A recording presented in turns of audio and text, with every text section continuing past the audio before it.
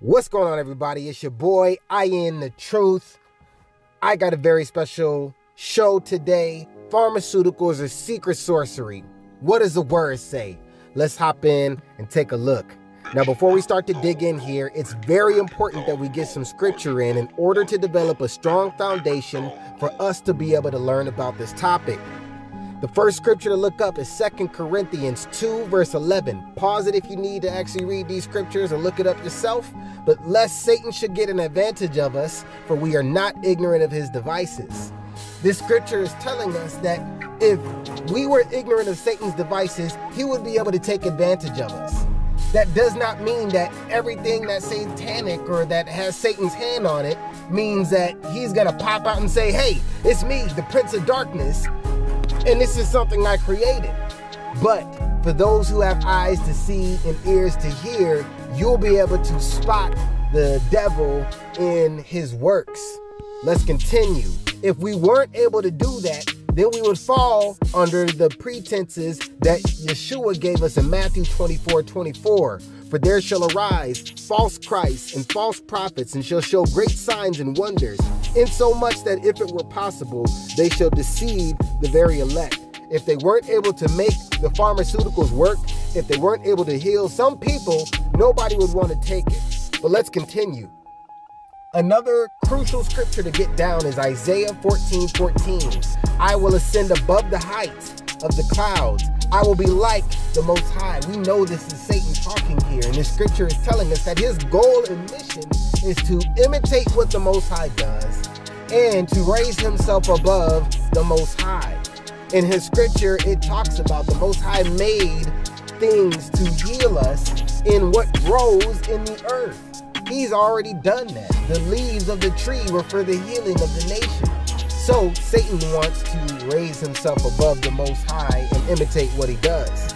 I'm going to show you today how that's happening through pharmaceuticals. Now, next up, this is very important to understand. Words mean things. So we're going to look up two definitions and the origins of these words, pharmacy and alchemy. Since both of these go hand in hand, taking a deeper look, we'll be able to get some understanding. So we're going to start off first with pharmacy.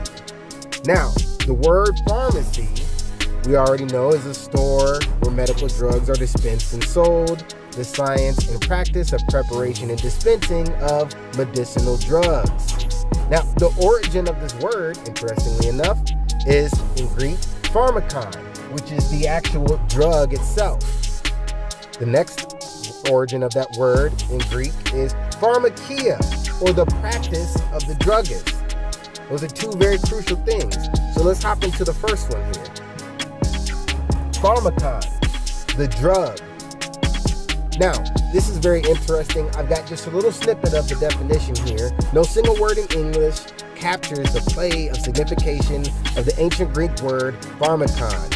Derrida, I'm not sure how to pronounce the name properly, traces the meanings assigned to pharmakon in Plato's dialogues as the remedy, poison, either the cure or the illness, its cause, or its cause. That's very interesting. So this is saying that the drug is either the cure or the illness or its cause of the problem that you're having. But let's go to the next word here. Pharmakia. Now, this word means the druggist. Now, the definition of this word is the use of medicines, drugs, or spells, magic, or sorcery, or enchantment. Now, next we'll look here. This is just crazy. This would be the Strong's concordance number. So 5331 is pharmakia. So whenever you see this in the scripture, 5331 is the word they're using to describe properly drug-related sorcery, like the practice of magical arts. So let's look at this in the scripture, because again, we got to tie this back to the word and get some real life examples so we can get some understanding. So Revelation 9:21, it says, neither repented they of their murders, nor of their sorceries, G5331, We just looked. G5331 is sorcery, nor of their fornication, nor of their thefts. But let's get another witness here. Revelation 18:23. And the light of the candle shall shine no more at all in thee, and the voice of the bridegroom and of the bride shall be heard no more at all in thee, for thy merchants were the great men of the earth, by thy sorceries, G5331, Pharmacia, were all the nations deceived. Wow, that's pretty amazing. And we know that the book of Revelation is talking about the end, the final days, the last days. So pay attention, people. Now, another word that we're going to look at here is pharmakias, the sorcerer. This is word 5332 in relation to the drug, the druggist. So, a pharmakias is a person using a drug-based incantation or drugging religious enchantments. A pharmakias practitioner who mixes up distorted religious potions like a sorcerer, magician. They try to work their magic by performing pseudo-supernatural stunts, weaving illusions about a messiah following life to use powerful religious formulas or incantations to manipulate Yahuwah into granting more temporal gifts, especially invincible health and wealth. This has a drugging effect on the aspiring religious zealot, inducing them to think that they have special spiritual powers that they do not operate in keeping with the scripture, in keeping with the Torah. That's crazy. Let's continue. Let's look at that word, an example of this in the scripture again. Revelation chapter 21, verse 8. But the fearful and unbelieving and abominable and murderers and whoremongers and sorcerers, G5332, and idolaters and liars shall have their part in the lake which burneth with fire and brimstone, which is the second death. G532 is sorcerer. Now, lastly, we have pharmacos. Now, this is the poisoner or the sorcerer. This is 5333. A poisoner, sorcerer, or magician is the definition of pharmacos. Properly, it is a sorcerer used of people using drugs and religious incantations to drug people into living by their illusions, like having a magical supernatural powers to manipulate Yahuwah into giving them more temporal possessions. Now, right away, this sounds just like the Negroes like Creflo Dollar and TD Snakes and a lot of these other fat belly Christian pastors you see on the TV collecting all this money off of people. We all have heard some messages sometimes that were like, how do these people teach this stuff and the congregation isn't flipping over tables? Well, that's because these people are sorcerers, man. But let's continue. An example of this being used is in Revelation 22:15. It says, for without are dogs and sorcerers, G5333, and whoremongers and murderers and idolaters and whosoever loveth and maketh a lie. Now, lastly here, we also have to look at the word alchemy. Now, alchemy goes right in hand with pharmakia, and here's why. This is the medieval forerunner of chemistry.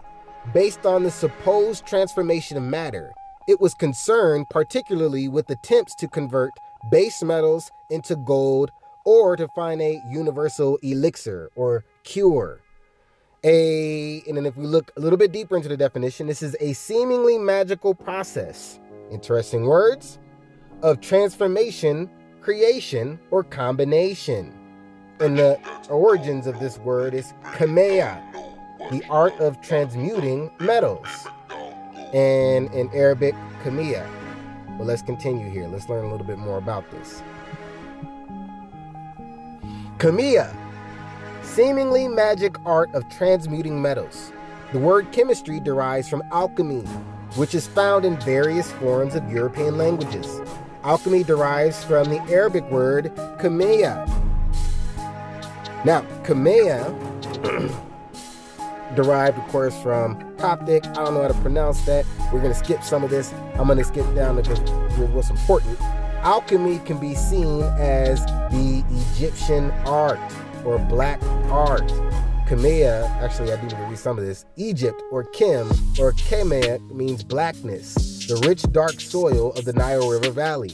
Therefore, alchemy can be seen as Egyptian art or the black art.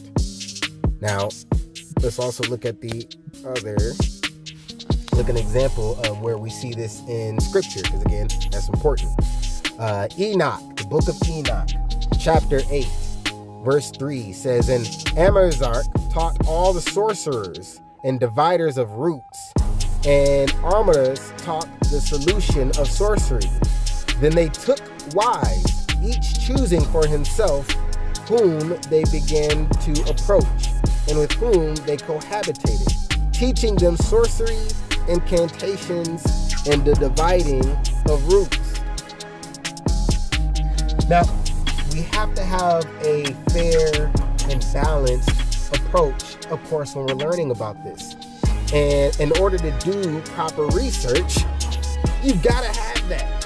Now, what we need to do here real quick is we have to look at some other scriptures using the word sorcery and the Strong's number that's associated with that, so we can understand the context of its use. Because not every time you see the word sorcery is that referring to the pharmaceutical sorcery. So let's get some examples. Now, here's a word, magos. This is word 3097. The definition is a magician, or astrologer, by usage, a sorcerer, magician, or wizard. And of course, we see this is also, would line right up with magician or wizard, sorcerer, magician, wizard. Let's get an example of this in the scriptures. Acts chapter 13, verse 6.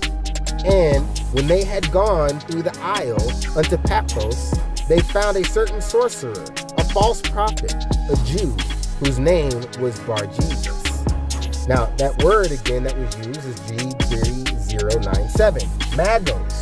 And again, we know that magos is a sorcerer, magician, or wizard.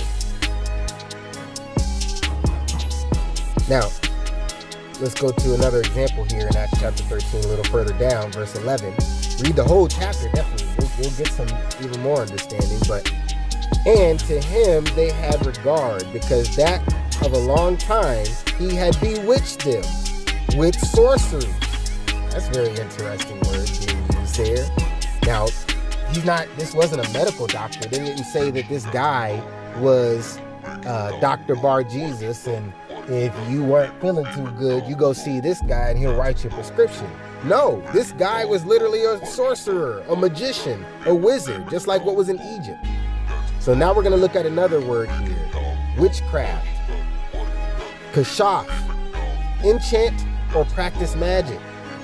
Now, by definition, this word is to practice witchcraft or sorcery. To use witchcraft or sorcery, or to be a sorcerer or sorceress.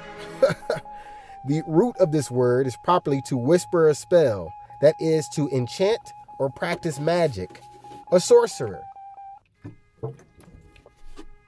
In the word, Strong's number for this word is H3784. So let's look at this in some scripture and get an example. Exodus chapter 7, verse 11. Then Pharaoh also called the wise men and the sorcerers, now the magicians of Egypt. They also did in like manner with their enchantments. The word, again, H3784, to practice witchcraft, kashaf. And it's very interesting, too, when you look a lot of these words, Hebrew words, even the Greek word, and the current English word, all sound pretty similar. So this Hebrew word, kashaf, Kashaf. It sounds just like witchcraft. So there you have it, folks. We looked at all the evidence in the scripture to gather enough to be able to conclude, is this really pharmaceuticals or is it secret sorcery? You got to decide. Make sure you like this video, subscribe, and comment below what you think would be a good topic to talk about. Shalom.